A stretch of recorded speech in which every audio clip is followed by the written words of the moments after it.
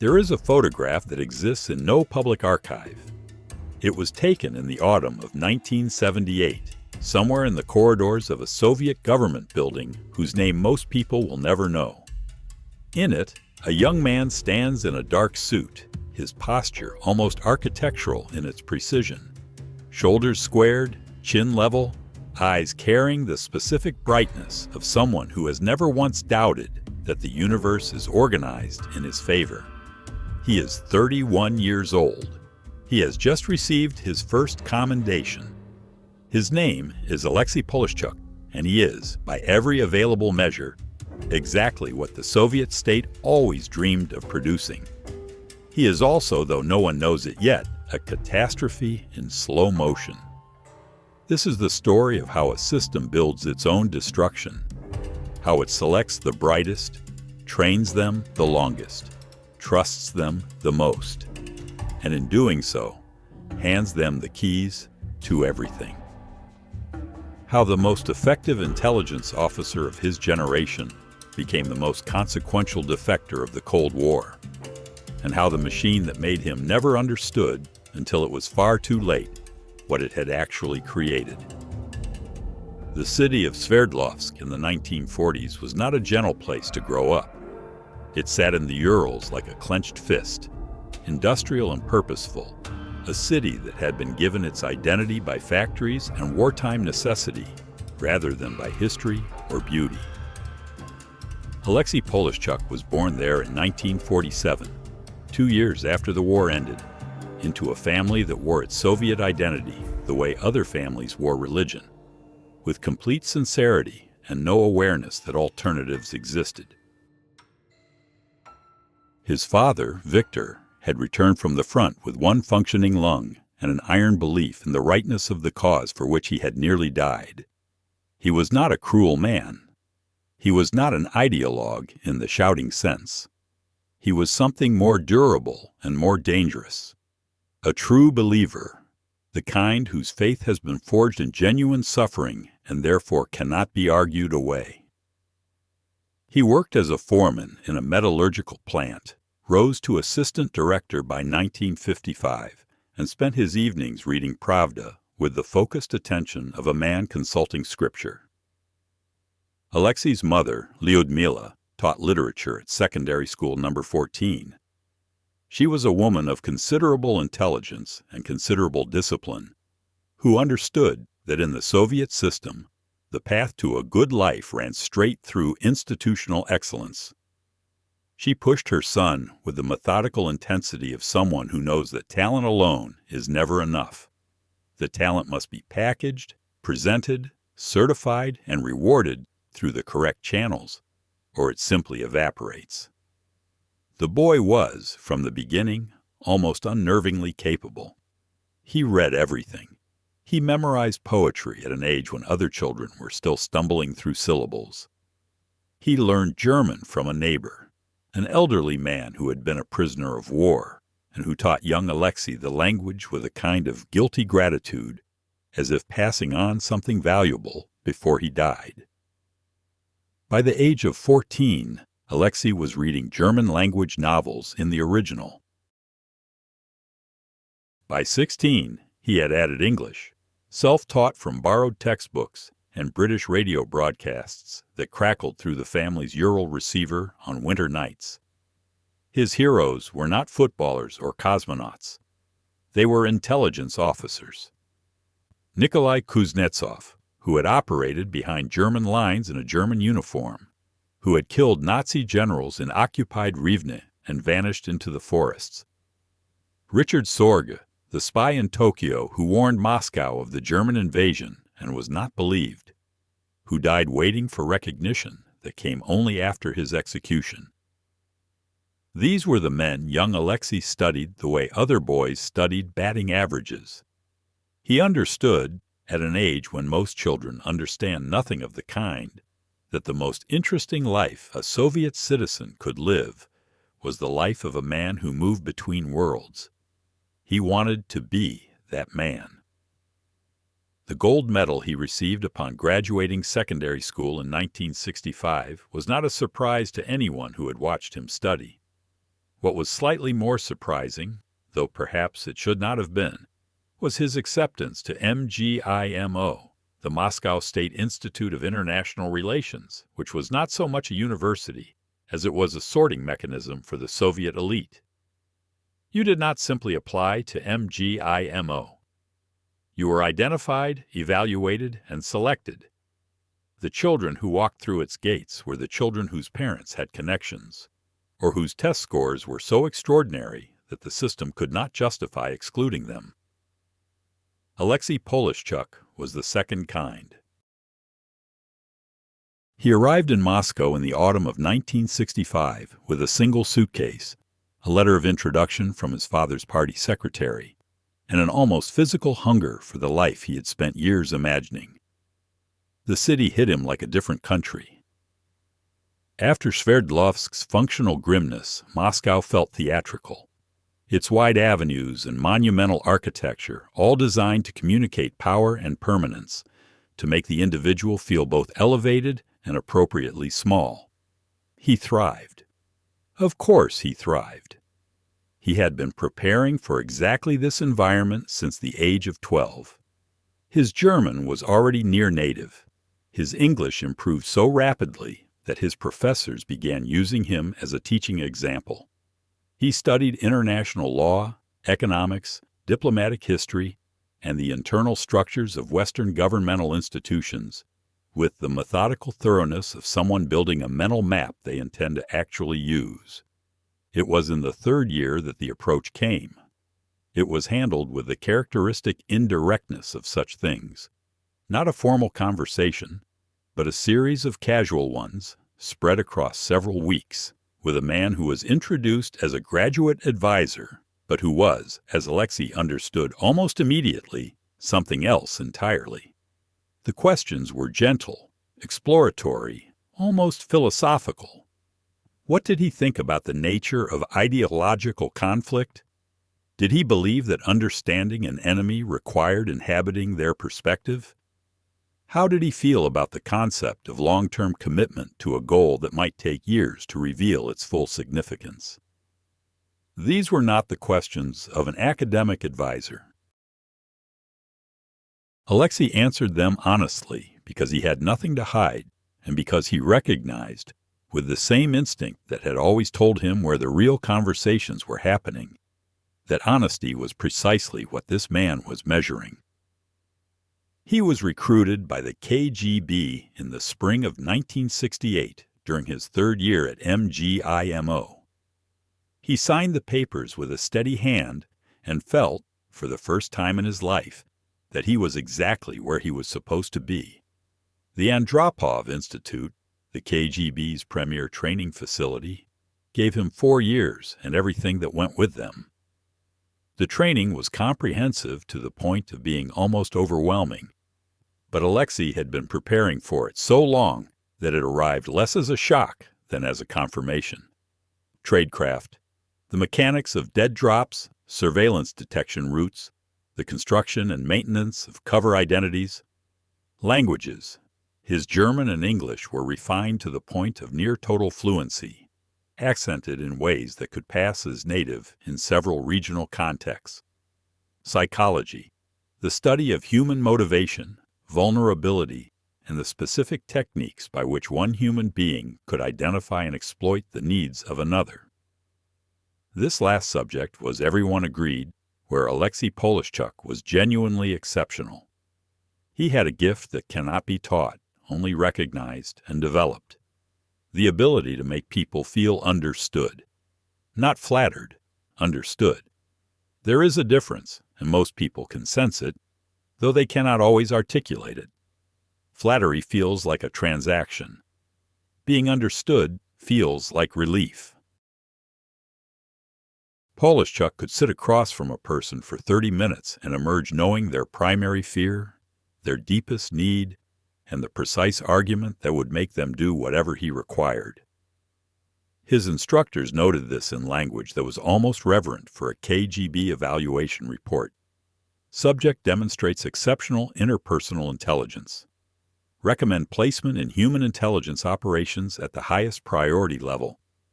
He graduated at the top of his cohort in 1972. His first independent assignment was a research paper on NATO cruise missile deployment strategies, which ended up on the desk of Marshal Grechko with a handwritten note from his supervisor indicating that the analysis had been produced by an officer who had not yet turned 26. The career that followed was a demonstration of what happens when genuine talent operates within a system designed to reward it. Bonn, 1974. His first foreign posting, under diplomatic cover as a cultural attaché.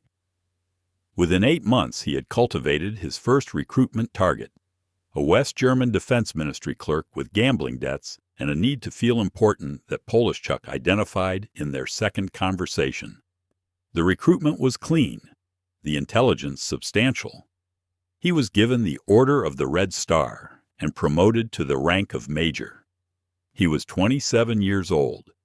He returned to Moscow briefly, married a woman named Irina who taught mathematics and possessed the specific quality he had always found most attractive: the ability to be calm in complicated situations. They received a flat on Kutuzovsky Prospect, a significant address that communicated clearly to anyone familiar with the Soviet system of rewards exactly where Alexei Polishchuk stood in the hierarchy. They had 2 children, a boy and a girl, who grew up in the particular atmosphere of a Soviet intelligence family. Comfortable, careful, aware, without being told that their father's work was important and that certain conversations did not happen at home. Vienna, 1982. A posting that represented the apex of everything he had built. Vienna was not merely a city in 1982. It was a fulcrum of the Cold War. Neutral ground where East and West maintained their perpetual deadly conversation. The city's formal neutrality made it a cathedral of espionage. Every major intelligence service in the world had officers there, moving through the concert halls and coffee houses and diplomatic corridors in a dance so practiced it had its own unwritten choreography. Polishchuk arrived as a senior intelligence officer with a reputation that preceded him. Within 18 months, he had developed a source inside the Secretariat of the International Atomic Energy Agency, established a channel of communication with a financial official connected to OPEC, and cultivated a contact within the European Commission infrastructure who provided advance warning of economic policy decisions. The intelligence he generated was substantial enough that Moscow Center sent a delegation to Vienna specifically to review his methods. In the spring of 1983, he stood in a room in the Kremlin and received the Order of the Red Banner of Labor from a deputy minister who told him, with the clipped approval that passed for warmth in such environments, that his work represented the finest traditions of Soviet intelligence. He stood straight. He accepted the decoration with the correct expression, gratitude tempered by modesty, professionalism untainted by vanity. Inside, something had already shifted. The shift was not yet visible. It was not yet even fully legible to Polishchuk himself. But it was there, and it had been growing for years, and it was about to become the most consequential thing about him. The system had built the perfect officer. It had given him languages, skills, access, and cover. It had taken him to every capital in Western Europe and shown him, in meticulous detail, exactly how the world he was supposed to be fighting actually worked. It had never stopped to ask whether showing him that world might make him want to stay in it. That oversight would cost the Soviet Union everything. Every defection has a moment. Not the moment of signing, not the moment of crossing, but the earlier, quieter moment when a man looks at the life he has built and realizes, with the particular clarity that comes only in the middle of the night, that he no longer believes in the architecture holding it up. For Alexei Polishchuk, that moment arrived in the form of a man named Voronov. Dmitry Voronov had been his classmate at the Andropov Institute, not a close friend, but the kind of familiar presence that accumulates over 4 years of shared training into something resembling friendship by proximity. He was a capable officer, not exceptional, but steady. He was posted to Geneva. He developed a weakness for casino gambling that he managed to conceal for 2 years before he could not conceal it any longer. He borrowed money from the wrong sources. He covered one debt with another. The spiral, once begun, moved with the mechanical inevitability of a clock running down. When the KGB Internal Security Directorate discovered his situation, they did not help him.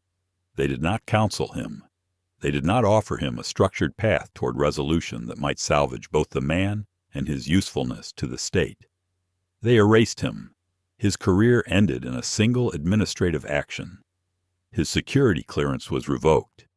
He was returned to Moscow and assigned to a filing position in a regional archive, which in the language of the Soviet system meant, "You are finished, and we want you to know it every day for the rest of your life." Voronov died of heart failure 3 years later at the age of 41. Polishchuk heard the news in Vienna and sat with it for a long time. What disturbed him was not the punishment itself. He understood, intellectually, why the system had responded as it did. What disturbed him was the arithmetic of it. Voronov had given 15 years. He had been loyal, competent, present. And when a crisis arrived, a personal crisis, the kind that can happen to anyone, the institution that had consumed his entire adult life offered him nothing. Not a second chance, not a negotiated exit, nothing. The system, Polishchuk understood for the first time with his whole body, rather than just his analytical mind, did not love its people back. This is the thought that intelligence services fear more than any external threat. Not ideological conversion, not financial temptation.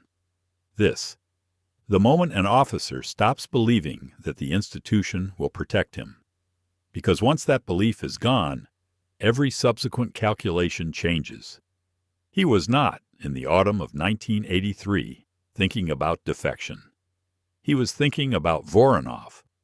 But those two thoughts, in the environment of Vienna in 1983, were closer together than he knew. The CIA officer who approached him was called Hansen in the files. His actual name is irrelevant. What matters is his method, which was a masterwork of patience and psychological precision. The CIA's Vienna station had been watching Polishchuk for 11 months before Hansen made any direct contact. They had his psychological profile, assembled from signals intelligence, behavioral observation, and the specific intelligence that the CIA had developed through its own sources inside Moscow Center about the internal culture of the KGB's Foreign Intelligence Directorate. They knew about Voronov. They knew about Polishchuk's commendation ceremony in the Kremlin. They knew about his children's school, his wife's professional history, the precise address of the flat on Kutuzovsky Prospect.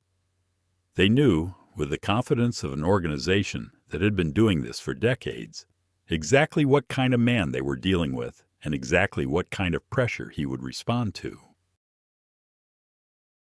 The first conversation happened at a cultural reception hosted by the Austrian Foreign Ministry, the kind of event where a dozen intelligence services circled each other in formal clothes while pretending to discuss contemporary music.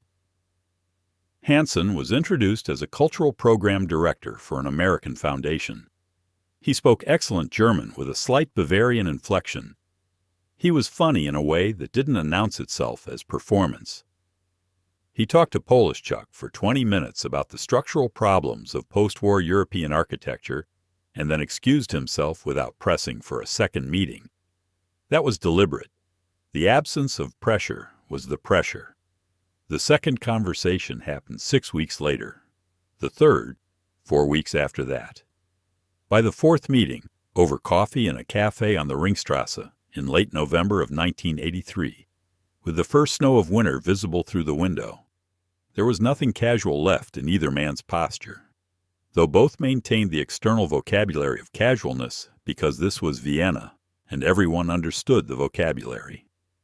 Hansen laid out the offer with the precision of someone who has rehearsed not the words, but the emotional logic. $300,000 in a secured account, accessible immediately.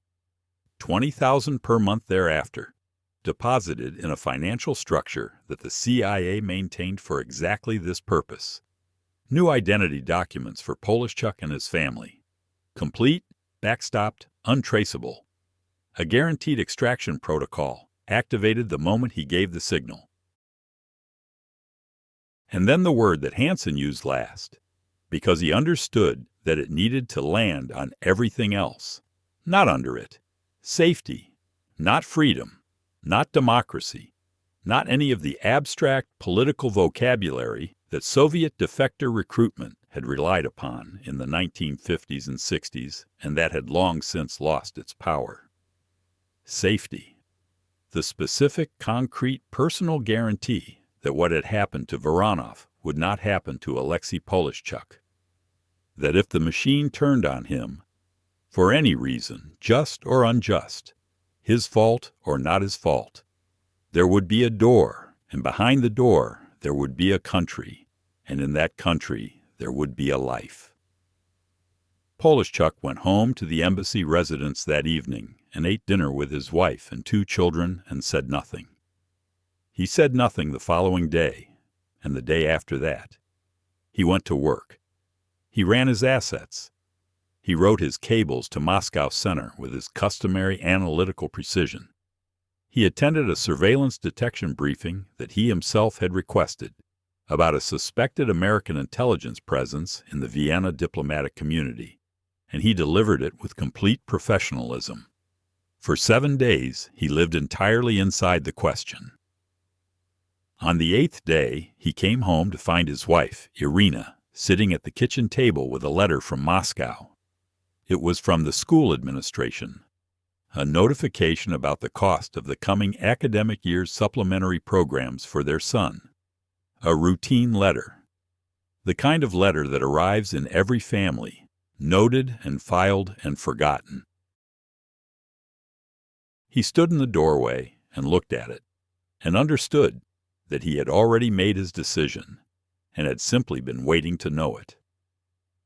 The double life that began in December of 1983 operated on a principle that Polishchuk himself later described as theatrical. You do not live a double life by constructing 2 separate identities and moving between them. That is how amateurs think about it. You live a double life by understanding that the self you present to your institution has always been, to some degree, a performance, and you simply extend that performance while simultaneously operating outside it. During the day, Polishchuk was the model officer he had always been. His cables to Moscow remained analytical and useful. His management of his existing assets showed no deterioration. He continued to identify recruitment targets within the Vienna diplomatic community and made genuine progress with 2 of them. He attended party meetings and expressed the correct sentiments with the correct conviction. In the evenings, 3 times in the first 4 months, he made brief detours on carefully planned routes that took him past a park bench near the Belvedere Gardens. On each occasion, he left a small package in a dead drop concealed at the base of an ornamental urn. Each package contained photographed documents. The documents contained the names, cover identities, communication methods, and contact protocols of Soviet intelligence assets operating in Western Europe. The results were not subtle.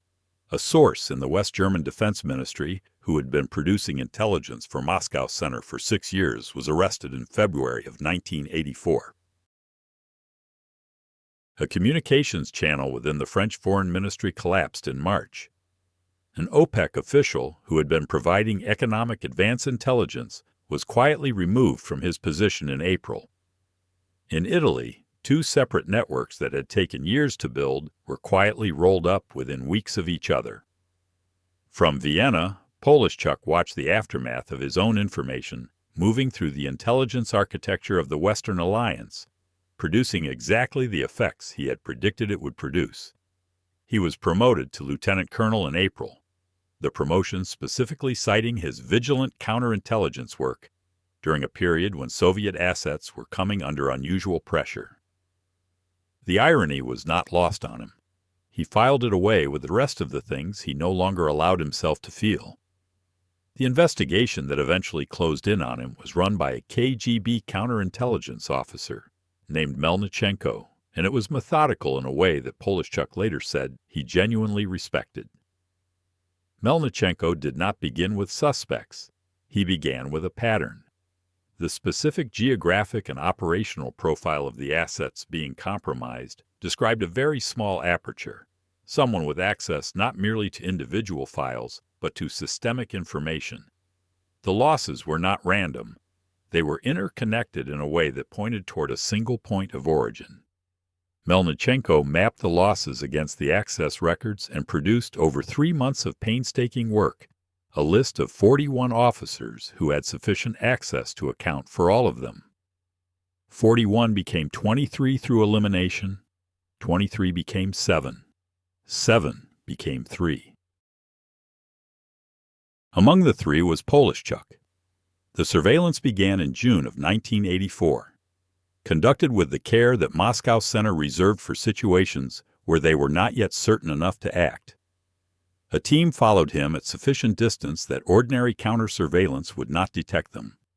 His communications were subjected to additional technical scrutiny. His asset reports were cross-referenced in new ways. They found the dead drop location, the park near the Belvedere, through patient observation, not through any error on Polishchuk's part. An officer spent 11 consecutive days watching the area before noticing the pattern of Polishchuk's evening routes. Moscow Center authorized an operation. They replaced the contents of the dead drop with carefully constructed disinformation, a fabricated report about the fate of a specific defector, Kuzichkin, that contained details so precise and so plausible that only a genuine mole could have produced them, and only an active intelligence relationship could process them usefully. Polishchuk collected the package and forwarded it through his CIA channel with a brief analytical note. The response from Langley arrived within 72 hours. It was specific enough in the questions it prompted that Melnikov's team was able to confirm beyond any analytical doubt what they had been working toward for months. The arrest order was prepared. The legal documentation was assembled. Officers were placed on standby. And then something happened that Moscow Center did not anticipate and has never fully explained publicly. The CIA knew. Not that Polishchuk had been identified, not the specific operational details of the closure, but they knew, through a source inside the KGB counterintelligence apparatus whose identity was never established, that an officer in Vienna was about to be taken. The warning arrived at the CIA's Vienna station with enough specificity to be unambiguous. Hansen activated the extraction protocol on a Tuesday afternoon. Polishchuk was at his desk when the signal came. He stood up, walked to the bathroom, and did not return. His cover documentation, prepared months earlier and maintained in a secure location outside the embassy, identified him as a West German academic named Friedrich Krause. He was across the Austrian border into Bavaria before Moscow Center formally confirmed he was missing.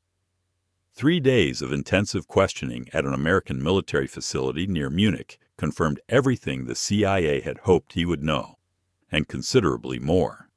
He was flown to Washington on a Thursday morning, on a transport aircraft with no passenger manifest.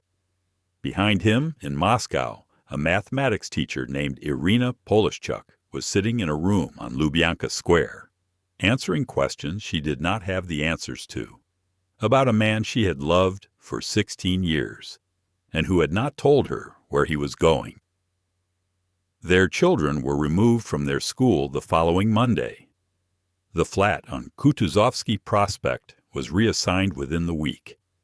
The machine, which had never loved its people back, continued to operate with perfect indifference. There is a particular kind of silence that descends on an intelligence service when it realizes the full scope of what it has lost. It is not the silence of shock. Shock is loud. It produces meetings, demands, accusations, Emergency cables sent at 3 in the morning to stations across 4 continents. No, this silence comes later.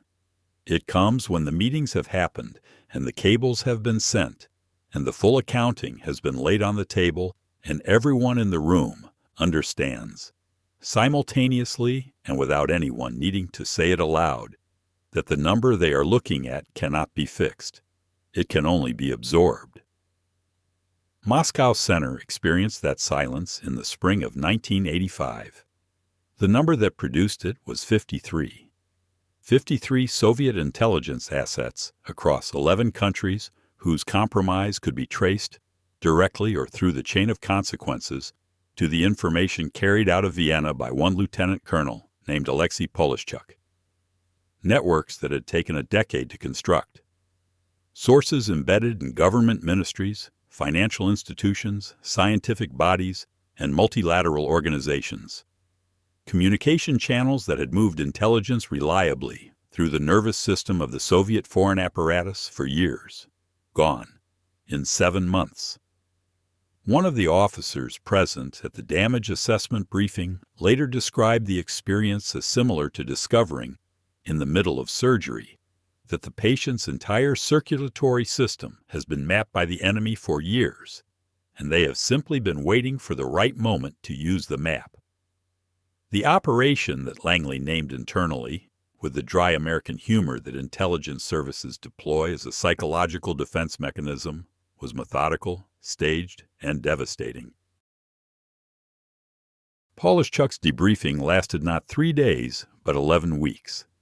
He sat across from teams of analysts, rotating in shifts, and walked them through the architecture of Soviet foreign intelligence operations with the systematic thoroughness of a man who had spent 20 years building the structure and understood every load-bearing wall. He gave them the real names, behind 17 cover identities operating in the United States. All 17 were quietly arrested or surveilled into uselessness within a single week. An operation so clean that Moscow Center initially suspected a separate source, because no single defector should have been able to produce this volume of verified intelligence this quickly. He gave them the cipher protocols for 3 active communication channels. He gave them the physical locations of 6 dead drop sites that were still in operation. He described the internal organizational structure of Department S, the KGB's Illegal Operations Directorate, in sufficient detail that analysts spent 3 months simply mapping what he had told them against what they already knew. And then he gave them something that produced consequences extending far beyond the intelligence world. He gave them the identity of an asset inside the French government, so senior, so deeply embedded, so long-running that when the information was shared with French counterintelligence, through diplomatic channels so carefully managed that the process itself took 4 months, the resulting political crisis contributed to the collapse of a government coalition. France's political establishment absorbed the news with the particular controlled fury of a country that prides itself on sophistication, discovering it has been comprehensively deceived. 3 ministers resigned. 2 more were investigated. The asset himself, referred to in the files only as Mars, was quietly removed from public life through a mechanism that the French government has never formally characterized as anything other than personal. In Moscow, the accounting continued. The internal KGB investigation that followed Polishchuk's defection was led by a senior counterintelligence officer named Melnikov, and his eventual report, classified at the highest level, never officially published, known to Western analysts only through fragments that surfaced in the 1990s, was by all accounts a document of remarkable intellectual honesty for an institution not known for self-examination. Melnikov identified 5 systemic factors that had produced not merely Polishchuk, but the broader pattern of defection that was, by 1985, becoming visible as a structural phenomenon rather than a series of individual failures. The first was ideological vacuum. Officers who had entered the service in the 1960s and early 70s had done so, many of them with genuine belief in the Soviet project. By the early 1980s, that belief had been worn down not by Western propaganda, but by direct observation, by the specific, repeated experience of living in Western cities, and understanding, in the granular daily detail that no analytical report can replicate, the gap between the system they served and the systems they observed. The ideology had not been replaced with anything. It had simply eroded, leaving a motivational structure with nothing at its center. The second was material stratification. Soviet intelligence officers operating abroad had access to Western goods, Western currency, Western standards of living, and then returned home to a Soviet reality that had, by the 1980s, fallen visibly and dramatically behind. The contrast was not abstract. It was the specific difference between the apartment you lived in abroad and the apartment waiting for you in Moscow. It was the food available in Vienna and the food available in a Moscow gastronome. Officers were expected to observe this contrast, absorb it professionally, and feel nothing personally. Many did for years.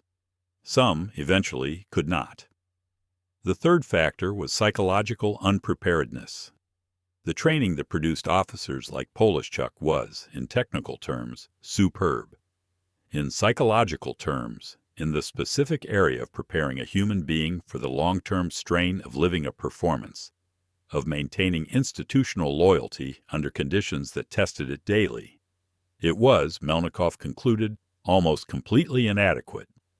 The service selected for intelligence and trained for tradecraft. It did not select for, or train for, the specific psychological resilience that extended foreign deployment actually required. The fourth was the absence of internal safety mechanisms. The Voronov case was not an anomaly. It was a pattern.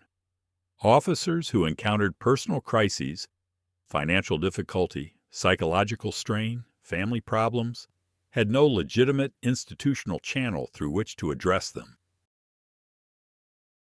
The service's internal security apparatus was structured entirely for detection and punishment, not for intervention and support. The message this sent to officers was precise and received as intended.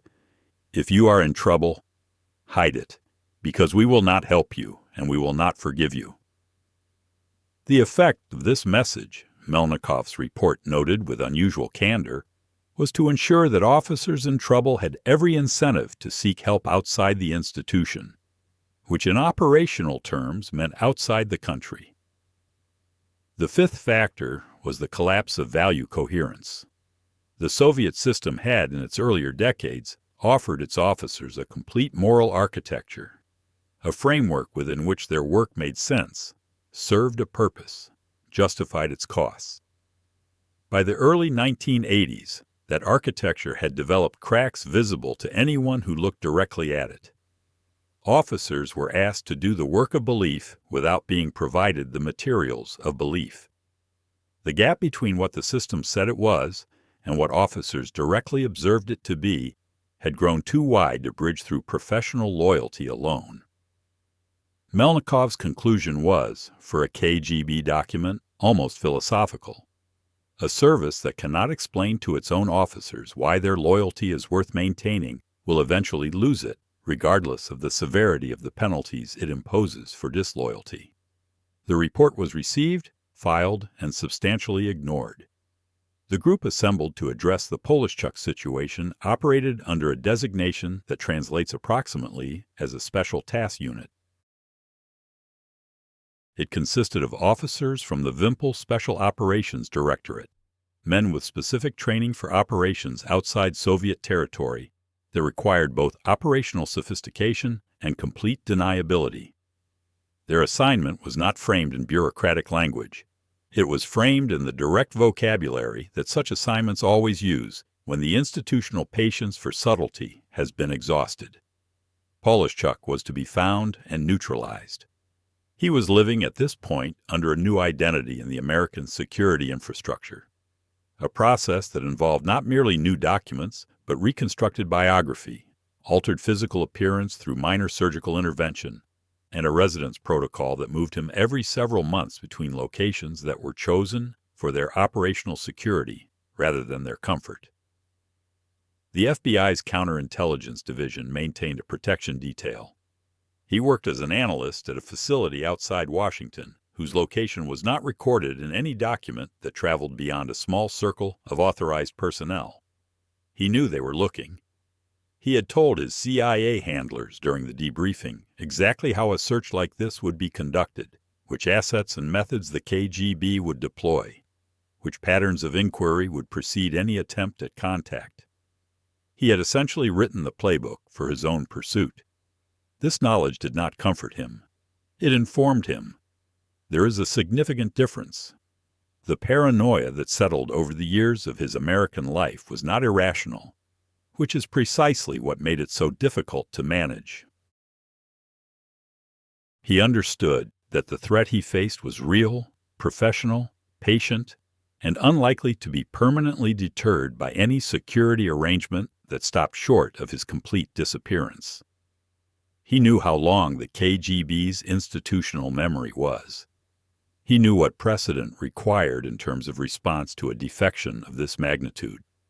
A surveillance team that entered the United States in the autumn of 1986, traveling under tourist documentation, arriving through 3 separate entry points, making no contact with any known Soviet intelligence infrastructure on American soil, was identified by the FBI through a combination of technical surveillance and the specific pattern recognition that Polishchuk himself had described as the operational signature of this type of deployment.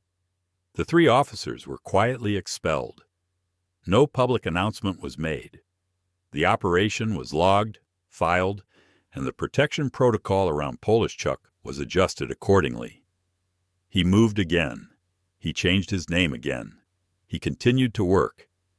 What happened to him in the end is not a matter of official record. The CIA does not discuss the fate of its protected sources. The FBI's files on the protection operation remain classified. What circulates in the community of people who track such things, former officers, historians with specific access, journalists who have spent careers cultivating the right relationships, is a story that nobody will put their name to and that may or may not correspond to what actually occurred. What can be said with certainty is that Alexei Polishchuk did not live out a comfortable retirement in a house with a garden somewhere in the American interior, surrounded by the family he had made his decision for. That family, the wife on Lubyanka, the children expelled from their school, was never permitted to leave the Soviet Union. They built their lives in the ruins of his. His son, by one account, became an engineer in Novosibirsk. His daughter married and moved to Minsk. Irina Polishchuk died in 1998. Whether he knew any of this is unknown. The broader story did not end with him. It had barely begun. The pattern that Melnikov had identified in his classified report, and that the institution had chosen not to address, continued to produce exactly the outcomes he had predicted. From 1982 to 1989, 12 officers defected from the KGB's Foreign Intelligence Directorate alone. 12. In 7 years. From a single directorate. Each one carrying information of a kind that took years to accumulate and moments to lose. The cumulative damage was not additive. It was exponential. Each defection compromising not merely the defector's own knowledge, but the operational networks adjacent to it, the trust relationships built around it, the institutional confidence required to continue building new ones. Oleg Gordievsky had been passing information to British intelligence since 1974. He was extracted from Moscow in 1985 in an operation so audacious, a car trunk, a border crossing, a baby whose crying masked the sounds of a man trying not to breathe, that it reads, even now, as almost fictional. He gave the British, and through them, the Americans, a decade of intelligence on Soviet penetration of Western institutions whose value analysts are still calculating. Viktor Shemov, a signals intelligence officer who understood the Soviet cipher architecture better than almost anyone alive, defected in 1980 with his wife and young daughter in an operation that Moscow Center did not confirm for 9 years, maintaining the official position that he had died in an accident rather than acknowledge the scale of what had been lost. The line runs forward. It runs through Alexander Litvinenko, who spent years inside the FSB, the KGB's institutional successor, and who died in London in 2006 from a cause that his own former service has consistently denied responsibility for, and that a British public inquiry formally attributed to them in 2016. It runs through Sergei Skripal, poisoned in Salisbury in 2018 in an operation that was, depending on your analytical framework, either a message sent to everyone watching or a catastrophic operational failure that achieved the opposite of its intended effect. The technology changed. The methods evolved. Microfiche became digital files. Dead drops in ornamental urns became encrypted messaging applications. The sums of money involved grew from hundreds of thousands to figures that require more digits to write. The ideological landscape shifted so dramatically that the original motivations, the disillusionment with Soviet communism, became historically irrelevant, replaced by the newer, more universal motivators of personal grievance, financial opportunity, and the specific calculation that has always driven such decisions. What is my loyalty worth, and to whom? Anna Chapman and her network, rolled up by the FBI in 2010 after years of patient surveillance, represented a generation of intelligence operations shaped by the post-Soviet world. Russian nationals embedded in Western professional communities, gathering information through social proximity rather than institutional access. The network's exposure was, operationally, a significant embarrassment. The public response in Russia, where Chapman became a celebrity, a television presenter, a symbol of something, suggested that the institutional culture had developed coping mechanisms that ran in the opposite direction from Melnikov's recommendations. Ivan Safronov, a Russian journalist and later a government advisor, was convicted in 2022 of treason charges whose specifics remain contested among those who follow such matters. Whether his case represents genuine intelligence operations or institutional persecution of an inconvenient figure, a question that produces diametrically opposite answers depending on whose analysis you consult. It demonstrates that the machinery has not changed in its fundamental operation. It has only changed its targets. What does it mean, finally, to be the man who sold the wall? Not the Berlin Wall. That came down in 1989 through forces far larger than any single defector could produce. But the wall of secrecy, of institutional opacity, of the vast hidden architecture by which the Soviet intelligence state projected power into a world it could not control through conventional means. Polishchuk did not bring that wall down, but he handed the people on the other side a detailed blueprint of where the cracks were, and they used it. The moral accounting that gets applied to figures like him tends to resolve into one of two simple verdicts: traitor or hero. The verdict depends entirely on where you are standing when you render it. From Moscow, from the perspective of the state and the institution and the men who gave him everything he had, the verdict has always been clear and has never required revision. From Washington, from the perspective of the Cold War's ultimate outcome, the verdict is equally clear in the opposite direction. Neither verdict is adequate to the actual human situation. What Polishchuk's story illuminates, when you strip away both the condemnation and the celebration, is something more uncomfortable than either: the specific structural failure of a system that consumed human beings without understanding them. That recruited the best it could find, trained them to perceive the world with unusual clarity, placed them inside the reality of the world they were supposed to be fighting, and then offered them, in return for their loyalty, only the threat of what would happen if they withdrew it. The Soviet intelligence system did not produce traitors because its officers were weak. It produced them because the architecture of loyalty it offered, fear, obligation, institutional identity, ideological abstraction, could not withstand the sustained pressure of direct contact with alternative realities. Polishchuk saw the West not as propaganda described it, and not as idealism imagined it, but as it actually was. Complicated, imperfect, compromised in its own ways, but capable of something the Soviet system was not. Capable of allowing a man to be wrong without destroying him for it. That was the thing he was buying. Not comfort, not wealth, not ideology. The right to make a mistake without ceasing to exist. The system that drove him to that purchase never understood what it was selling. It thought it was offering a career, a flat, a medal, a purpose. It did not understand that what men like Polishchuk needed, what they would eventually seek at any price if they could not find it inside the institution, was something much simpler and much more difficult to provide. A reason to stay that was stronger than a reason to leave. The Soviet Union did not collapse because it lost the arms race, or the economic competition, or the propaganda war, though it lost all of those too.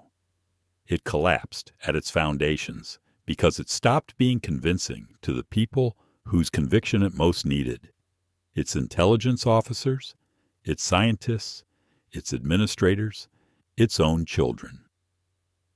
Polishchuk was not the cause of that collapse. He was its early symptom, a man who looked at everything the system had given him and found, in the gap between what he had been told he was fighting for and what he could see with his own eyes, a space large enough to walk through. He walked through it. 53 networks followed him into the dark. And somewhere in America, in a room whose location is not recorded in any document that travels beyond a very small circle, a man who used to be named Alexei Polishchuk lived out whatever remained of the life he had purchased, waiting always for the knock that might or might not ever come. Whether it came, no official record confirms. Whether it was worth it, no living person has ever heard him answer.